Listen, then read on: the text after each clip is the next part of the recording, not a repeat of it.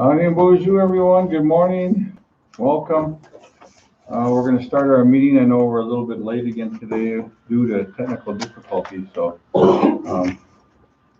we will we'll call the meeting to order. It is 9:13. Hang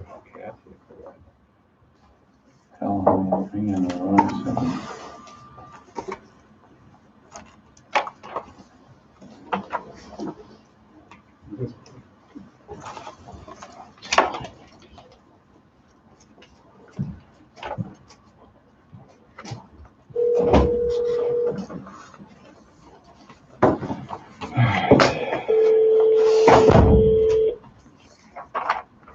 Morning. Good morning, Kat. We're doing roll call right now, so Al, you want to do roll call, Okay. please? Yep. Thank you. District 1, here. District 2, Here. District 3. Here. Yeah, we have a quorum, which. Next up is review and approve the agenda. It looks kind of small, which is good, so. Mr. Chairman, I would just, I know we're doing a signatory request as a consent agenda now. There's one item that I would like added on to the consent agenda that was already distributed to the council earlier this week, but we neglected to put it on the agenda. It's from the legal department, and it's the line 3 letter to President Biden that Chairman Fairbanks had signed on Tuesday, just to get With Chairman Siki. yeah, with Red Lake and Chairman Siki. So this would just have the RBC ratify that letter. Well, and I did get a draft. But that TEC letter, right? Oh, clean water. That's Yeah. I don't know if you guys just want to start working on it or. Yeah. or whatever, so. Okay. Yeah, this one here. Yeah, I got it. Should we just add that to it too, or since we're gonna get it out, or? Well, I don't know if it's ready. You think we gotta touch it up a little bit? Yeah, we'll have to touch it up a little Okay, bit, well- and I want to work with Frank on that a little bit, so. All right, so we get that added. Anything else to add? Mr. Chairman, could we visit briefly about a forklift purchase at later? Okay. Elaine Johnson for District 2. Oh, you have to add something, Kat? Yeah. Colleen Johnson. Is this something pertaining to housing, or what is it? It pertains to, she has built for my water department for over $500. All right, well, I think, we'll have Lori work on that one, okay? Lori or Curtis All right. can get on that and figure it out, what's the issue with that, if it's billing or something, so. And Mr. Chairman, if we can talk about IHS a little bit. Oh, you wanna add IHS in there, okay. Okay, new business? Alright. And I think that, I'm not sure, Kat, have you been meeting with Maria at all? I know you were kind of the liaison to IHS. Have you been talking to Maria Clark at all, the new CEO? Kathy? no, not really. Okay, maybe that's something we should be kind of meeting with her monthly on things, that our members are communicating to us that there's, could be, yeah, okay. All right, we'll add that. Yeah, anything else? I would just like to make a little statement, Mr. Chairman. Yes, if I can, please. I just feel the need to make a short statement. I was elected District 3 representative, started my duties on August 25th. Since then, it has been a learning experience, and I need to say chibi butch to everybody that is helping me along. I just need to let everybody know that I feel as a representative, I'm not being treated as a council member. I'm left out of important decisions that affect my district, our members, and they're not being brought to the table for all of us to discuss. I respectfully asked for a special meeting. Now, I told this was the meeting, but I never got no response. I asked for other things from you, Mr. Chairman, and no response. To me, this is the dereliction of duty on your behalf because, I think I deserve a response. I'm not, I am the District 3 rep and I would just like to be included and be treated as one. I asked for information from other staff, but no response. To me, this is insubordination on their behalf. And I'd like to just reiterate that I am the elected District 3 rep. Nobody else is. And anything affecting my district should come to me. I have other district members reaching out to me, but I do refer them to, because it's not my place to, but that's all I ask is for some respect, some responses, and, because I can't do my job without knowing what's going on, and my members deserve me to be able to fill my duties in a good way, and without being included, I cannot do that. So, I'm good for listening. All right. I guess though, we've been having our meetings on Tuesdays and Thursdays as long as I can remember. I know our Friday monthly meetings. I know when you sent the letter, I knew it was kind of late that week, the week before that we had something going on, and then this Tuesday we were going to Minneapolis. So I expected it to come on this Thursday meeting. And one thing I didn't respond back to is because it was something to do with personnel. And we shouldn't have to call special meetings for personnel. And that's one thing I believed in since I took, the oath as chairman, not to bring personnel to, the special meetings. And that's something I'm strongly in favor of. If we as council members can't follow the policies, then there's something wrong with our policy handbook then. And that's the reason why right now, Lori and Curtis are working with the policy. We're trying to redo the policies or fix the policies. If there's something in the policies that isn't right, then let's have the committee work on it then. But right now we have to follow the handbook. That's what we're here for. That's what's right on the front page of the policy handbook is the tribal council acknowledges that we stand behind our policy handbook, and that's what we have to do. Because if we engage into other matters that we're not supposed to be in, then it just brings us all down. Why do we have a handbook? Then we should all be EAPs, Employment Assistance Program people. I mean, it takes the layers of what we already have in place away from them to do their job. And I think it's important that we stay together and work on our front and work on the big things like Alan's working on renewable energy, Ray's working on homelessness, you're working on culture. And this is the things that we have to work on, the big picture of things, not finagle or get into the grind of human resources division, and I think it's important and that's why it's so important for us, because it alleviates a lot of pressure off us as committee members and council members, because that's one thing that I've always stayed away from, and I said it in the TEC meeting, it's like we got to keep our hands off personnel matters, and I stand behind that 500%. I'll never, I'll like to see the report when it's finished or look at it, and then because we could always listen to that, but just let our handbook. We got 2 good leaders here that's working for us.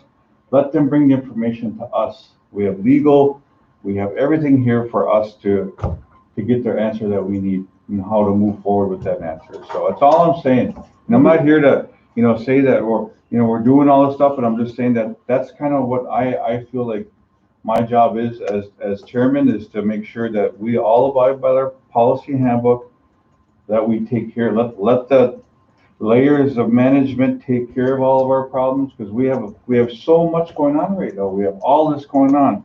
And one of the things I wanted to talk about today was, I know you were working on, Annie, is the immersion. We're looking at trying to find a home for our immersion school. And this is something that I think that's important that we have to get.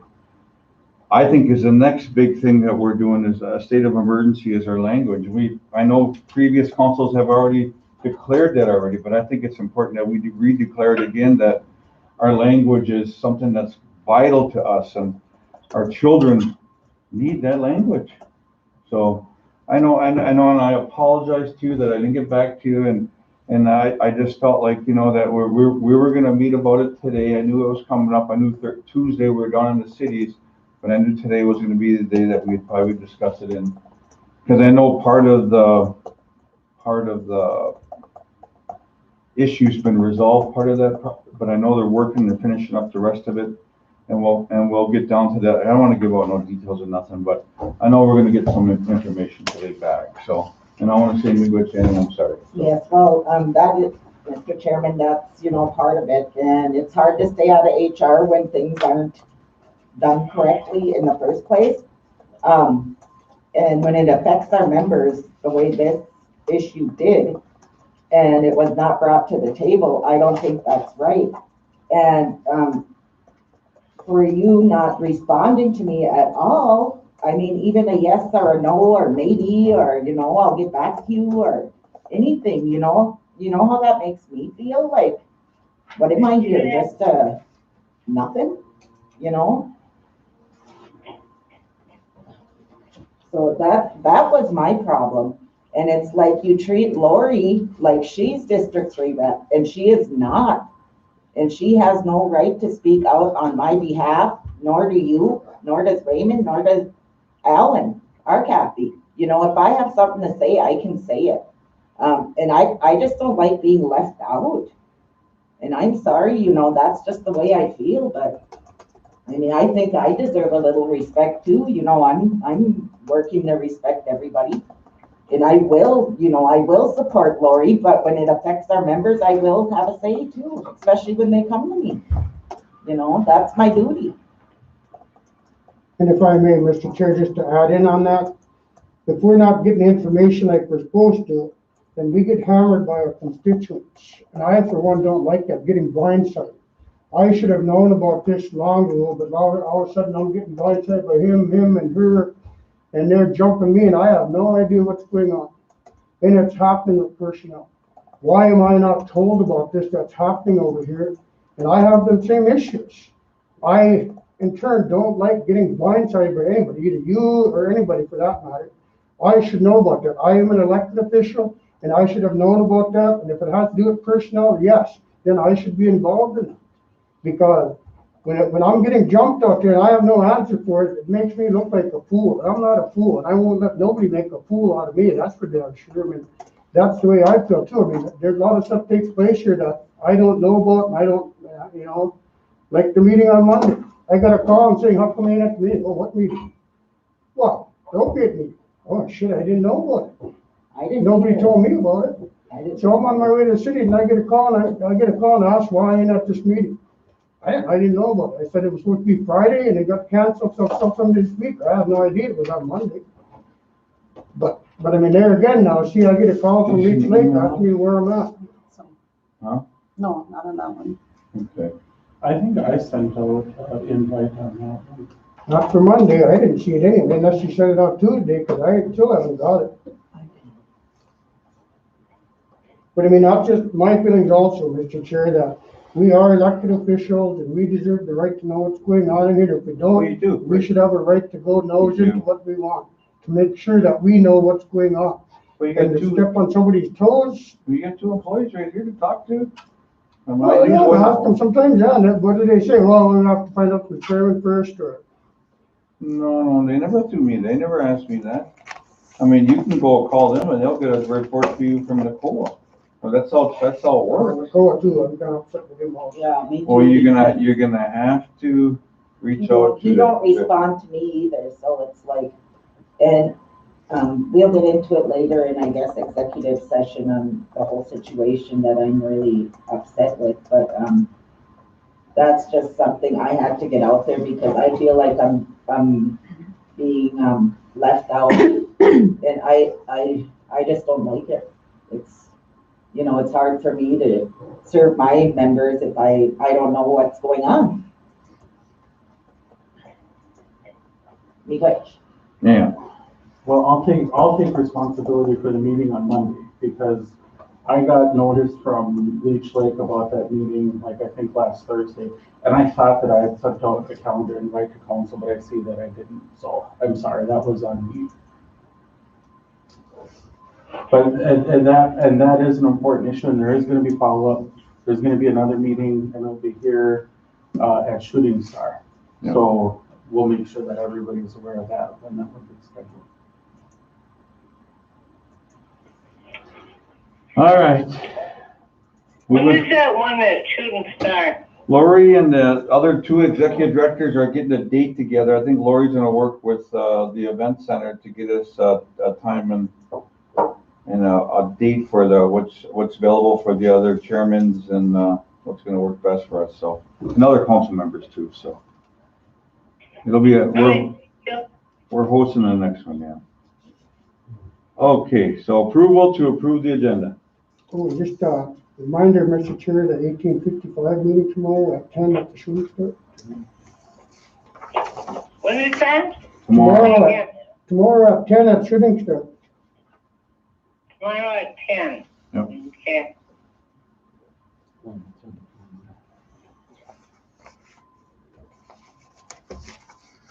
all right, motion to approve the agenda. Motion. Motion by Ray, Second.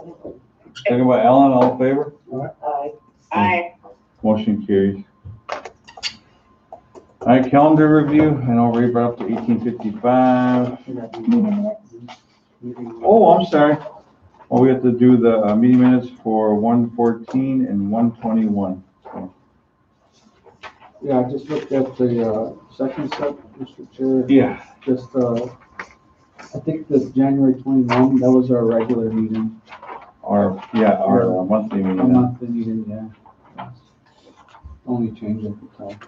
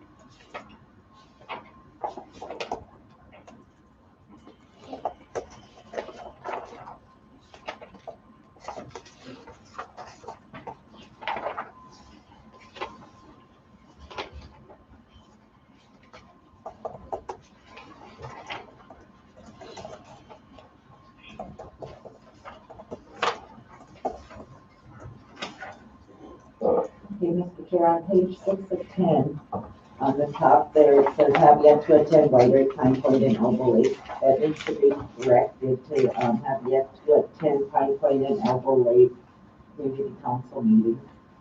And,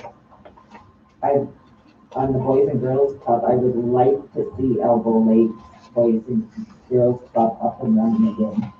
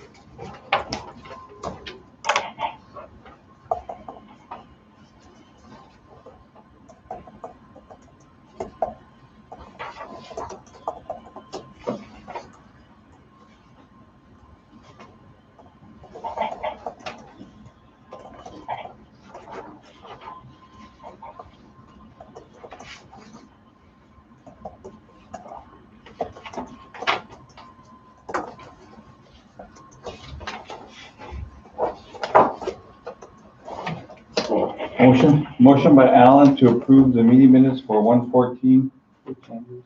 with the changes, and also 121 of 21. Good changes to what you, And I will second. second by Annie, all in favor?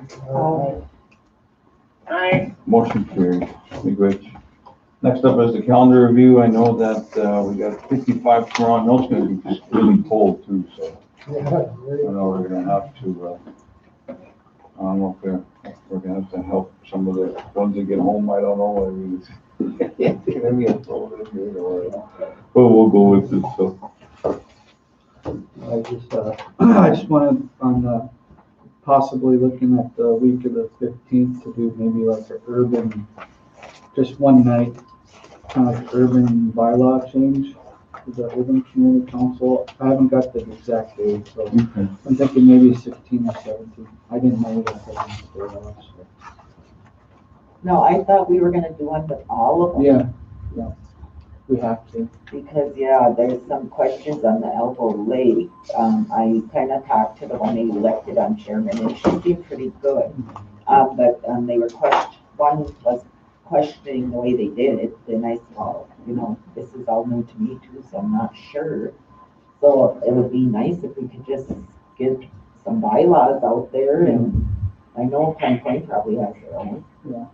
And Natowash probably has their own. So. well, I guess they should all be uniform. That's something Lenny's been talking about, you know, trying to make it uniform across the board. Right, well, and I think when we're talking about the bylaws too, we can't forget the overall plan of, getting 501c3 status for all of the community councils as well. And so all of that, I think, goes into one big overall plan for the community councils, and it would be good if we could, even if it's on Zoom or Teams or something, get representatives from each of the councils together and talk about a plan for moving forward. Maybe we could just do that instead, you know, Yeah. maybe on the 16th, just do a big Zoom thing. Yeah, With all of them. I know Pine Point already has their 501c3. Right, yeah. So, we should do something like that. A big Zoom thing. Yeah, because there was a question on, do they have to be enrolled members to be on the community council? And I have no clue.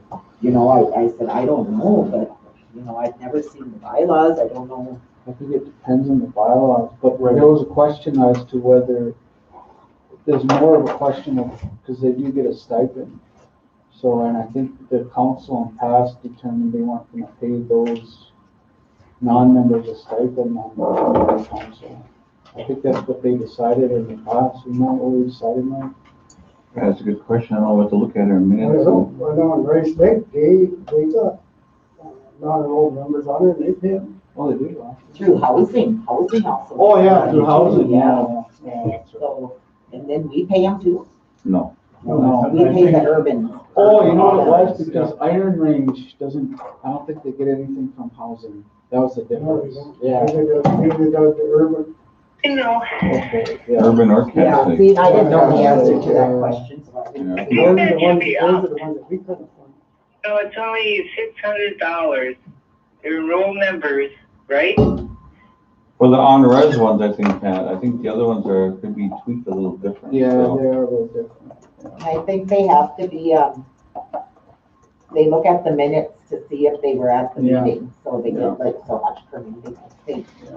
Right now for District One, they allowed non-members on because they lived there for life. And they're married to a enrolled member, or they're living with them, so they allow them on if they want to be a part of the community council, because they are part of the community and they've lived there all their life.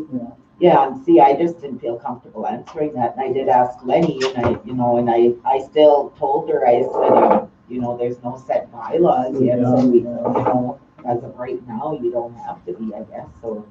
And I understand that too, because we've got a lot that lived in the community for their whole life, and But there should be bylaws for each one, because when I sat on the Writers Housing Board, in order for you to get your stipend money, you had to have your bylaws into the Writers Housing for them to.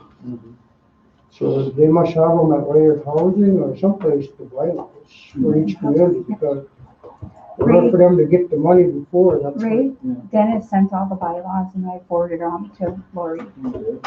I think we're just looking for Rice Lakes. But That's the last one that I need. And I don't know if Elbow Lake, did they have that? Yep, Dennis sent all of them, but, they're the new looking for members, but they just read. You know, they just came together again out there, so. And Whiteoak is pretty much brand new now too, so.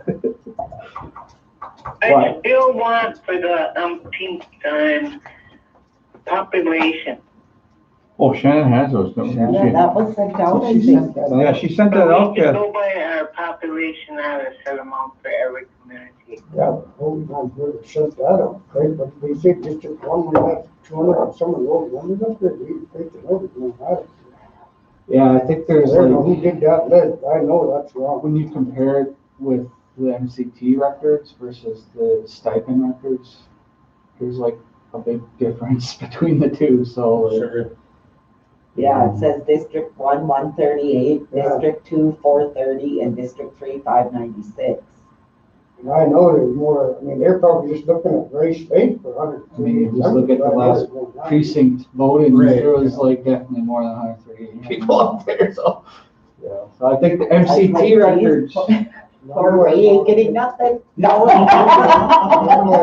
you know what? So like, that count is just for who applied for the money, so like, maybe if you could have Shannon contact Joel at MCT. Yeah. And he'll give you a breakdown of who lives by where.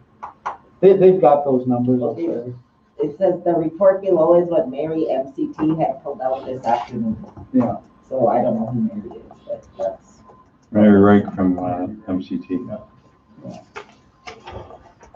For the calendar, just so council's aware, today at 4 o'clock, there's a call with, the tribal leaders call with the governor's office. That's the regular weekly call. But I got notice this morning too that there's also at 4 o'clock today, a tribal leaders call with the White House.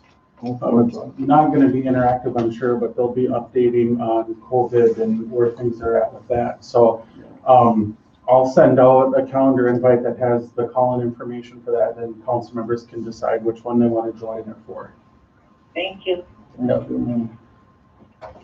then, at the TEC, at sometime at the end towards the end of the month, they're gonna call a meeting. I don't know when, they haven't put anything out on there. When we get those, we'll send them to you guys. Mr. Chair, I also have a request for clean water wild race protections. There's a call with the administrative law judge or a hearing today. It doesn't say exact time, but there's also time for public comment period until February 24th. Can you get us more information or email to us? Sure. And we do have letter comments. I should down that I would like the wells tested. Okay. Okay. Sure. We'll include that in our comments, Kathy, but I know Monica and Shanda are working on draft comments to that now. I talked to Shanda yesterday, and instead of putting it on today's agenda, we were gonna get everything in there and put it on for next week. Okay. And then, Mr. Chair, we have a request from Bill Haas for time to speak with the representatives from the medical cannabis companies. And those times are February 8th, anytime, February 9th at 1 p.m. or Wednesday the 10th. Yeah, we'll just circulate and see what's a good time for all of us to sit down. Okay.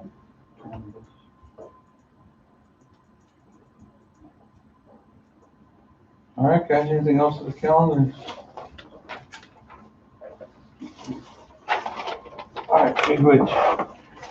All right, next up is new business. I know we approved Tom's contract earlier, but I know some stuff, I know some, how do you say it, news came out of his. Tom, are you on?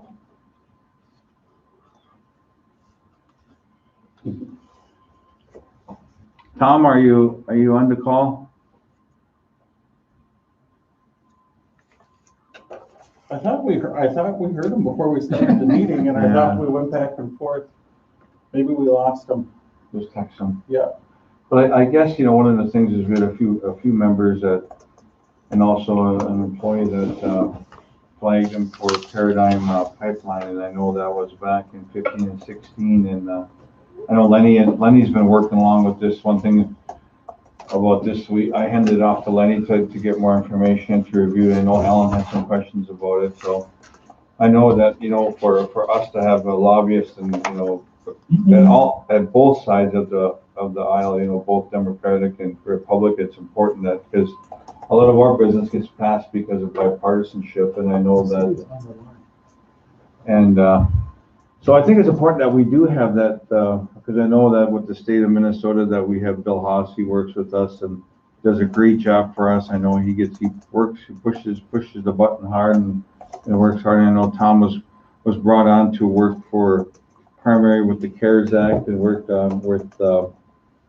with getting this new CARES Act out to us. I know right now Biden is, you know, we all watch the news that we see that the Republicans want to chop that 1.9 way down into like a minimal number, and I know Biden kind of promised American people that he wanted to do the 1.9 or even more.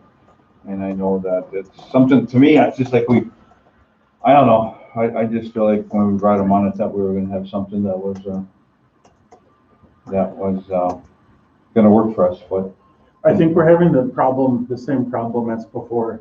Tom says he can hear us, but we can't hear him. Or actually, it's the reverse of that problem. Tom, can you say anything?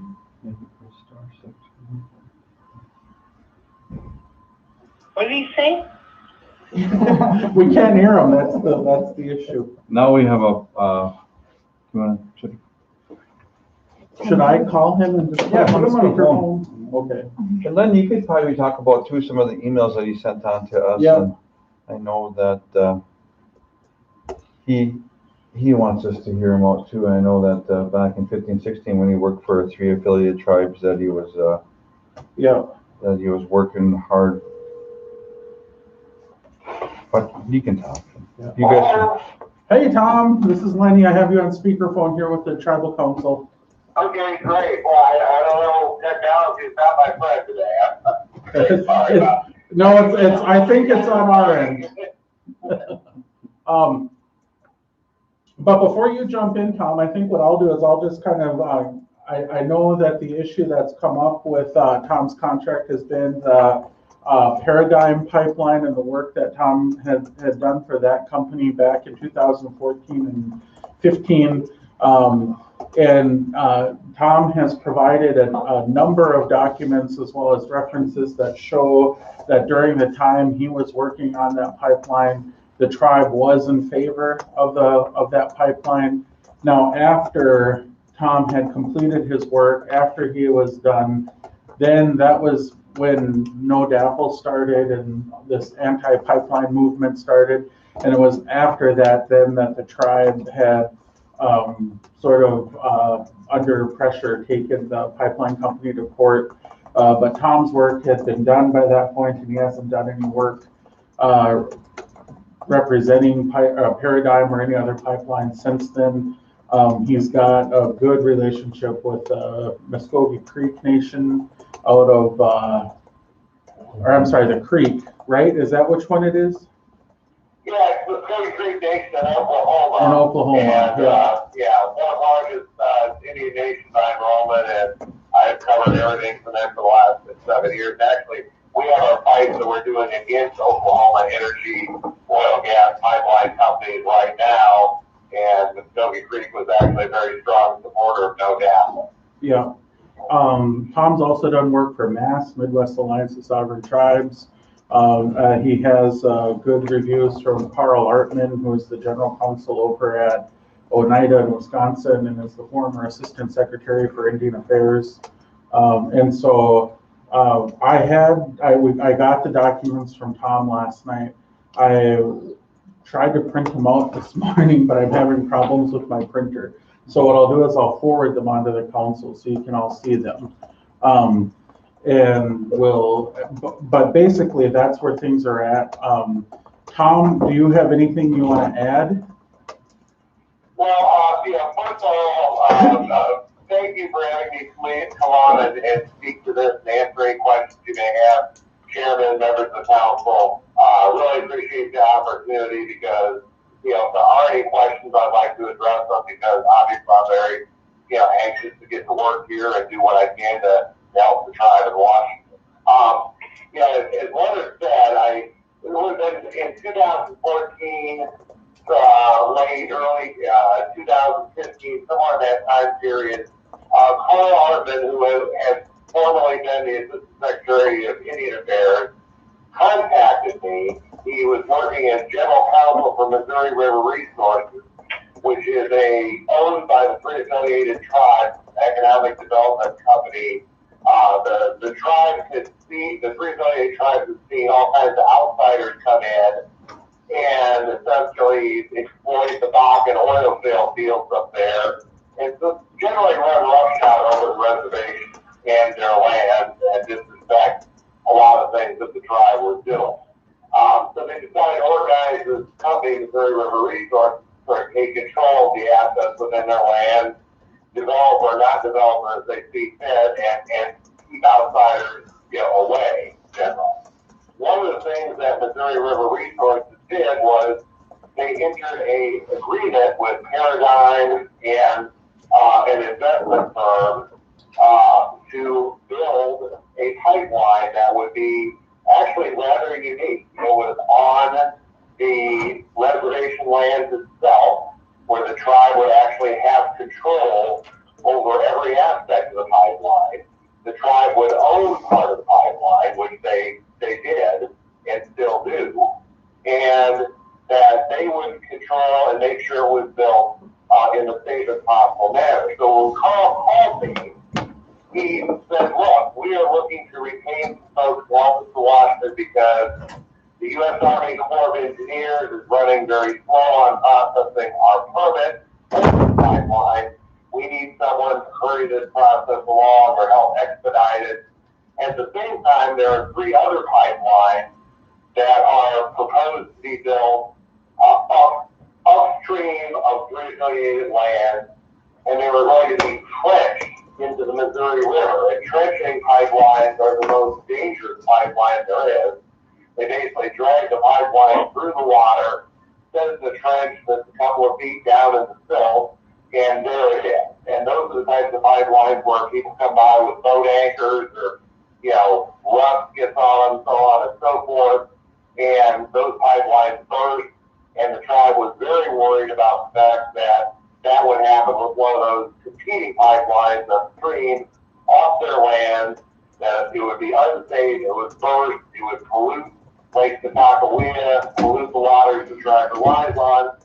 So they wanted me to both oppose those pipelines and support the one that the tribe was partnered in with Paradigm, which was to bore underneath the river, a couple hundred feet underneath the bedrock, and basically have a pipeline that was controlled by the tribe, that the tribe would have regulatory authority over, and that would be orders of magnitude far safer than anything that was being proposed.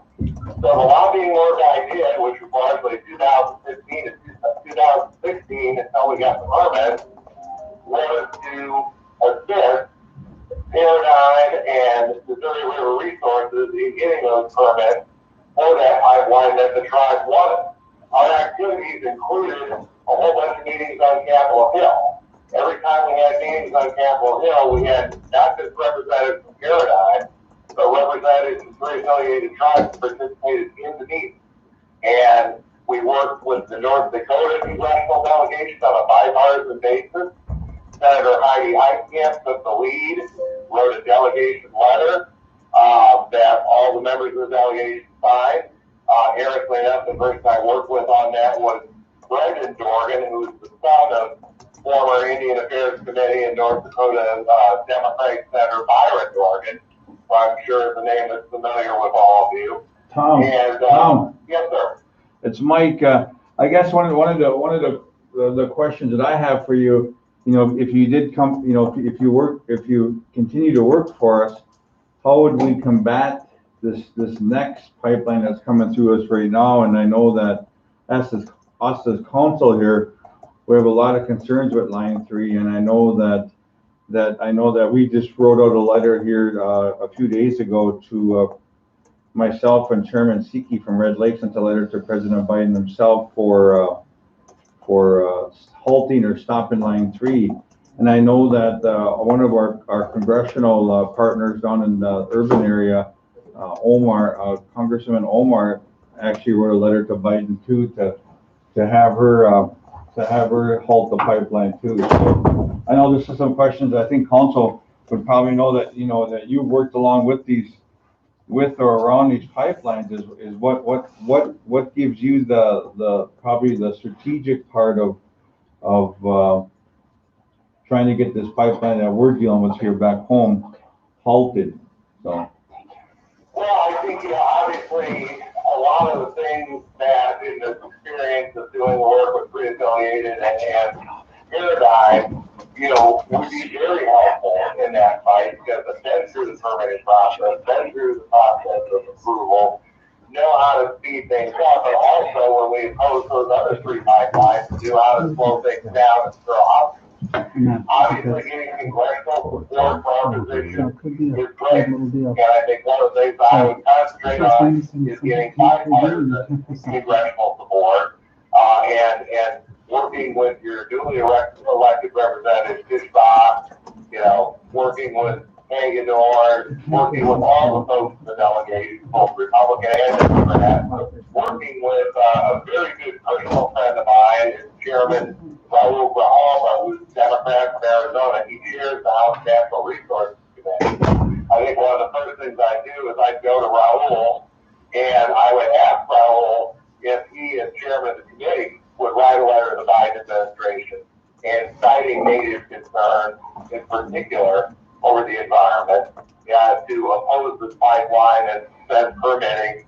I think that would be highly effective to do that. I'd also go to Senator Schatz from Hawaii, who's the incoming chair of the Senate Indian Affairs Committee. Tom, go to him. Tom, it's Mike. Yes, sir. Yeah, I was asking council if they have any questions. I know Alan probably has a question or two. Yeah. You have any questions, John? Ray, Kathy, Cheryl? I just have, something to say. I'm getting a lot of, input from the people and that, like, their big question is, why we put them on, working for the pipeline. And I don't, maybe not working for the pipeline, but I don't know if this information got out to them. And I think that's what we should do is get it out to them first. And then, I know, that's what Lenny's working on right now. Yeah. Getting some information out because, there. they're the ones that we work for and they want to know, why we went into this contract, Okay, And I understand what you're saying, but, I just want the people aware. Tom, we're going to have to compile some more information. I'll get it out to the membership that's requesting, more of your biography and your history, and I know that we all know that you do good work and stuff, but I'm just saying that I think there's just a communication breakdown right now, and I know that Sure, yeah. Well, Chairman, if I could, that last question can be answered very easily that was brought up. The reason I registered for Paradigm Pipeline was per the agreement between Missouri River Resources and Paradigm on building the tribe-supported pipeline. Paradigm had to pay for my service, okay? That was part of their agreement that on these lobbying activities, Paradigm had to pay, even though it was for a joint effort, and also the permit that was being asked for was in Paradigm's name. Now, the federal law on lobbying says that whoever it is that actually writes you the check, that's the entity you have to register for. So the reason Paradigm Pipeline appears there, rather than Missouri River Resources or 3 affiliated tribes, is simply that's where the check came from. At the same time, or actually after a few months into my work, or maybe several months into my work, the tribe was so happy with what I was doing, Missouri River Resources hired me to do some other work for them with the Department of Interior and clear up some land title where the state and oil companies were trying to cheat them out of their land. Missouri River Resources wrote the check for that. And if you look at my lobbying registration, Missouri River Resources is who I was registered for. It had to do with where the money came from. So I was working for a tribal private sector joint project on this pipeline because the money that came from the private sector pipeline part for the joint project. That's why I had to register for Paradigm. So people are asking, why is he registered for a pipeline company? The answer is, as part of the agreement between the pipeline company and the tribe to build the pipe, they were to pay for this Washington lobbying stuff. And I had to follow the law and disclose who actually wrote me the check. It would be like, let's say, Warren Buffett decided he wanted to help White Earth Nation and wrote me a big check and said, go lobby for him. My lobbying registration would not say White Earth Nation, it would say Warren Buffett. And that's how the law requires me to disclose that. Hopefully that'll help clear up any misunderstandings with your constituents. Thanks, Tom. I just want to say, Okay, good. so on this matter, my opinion is entirely dependent on the wishes of the membership and current circumstances and information that caused me to reconsider this arrangement until further notice, and dependent upon the wishes of the people, I may reconsider my motion for the arrangement. So depending on what the people say is where my opinion is. So as you said, you're going to provide more information to the membership, more and more information, and that's where my opinion will land. So. Okay. Okay. How would you like to distribute information to the membership? Like, Hang up the Tom. okay. Well, is there anything else for Tom? I guess there is. Okay. Well, thank you very much for your time today, Tom. I'll be in touch with you, and we'll move forward. Okay. Okay, great. Just one last thing. If it would be helpful, I am willing to hop on a plane at any time and travel up to your land and meet with and discuss with whomever. I mean, it's, I think that would be nice. If we have a lunch or something at the casino, we can bring our members in and let them ask questions. There you go. Okay. I think that'd be great. Yeah, well, Tom, we're gonna set up a time and. Yeah, we'll set up a time then, Tom, for you to come out here and meet with the community members. okay.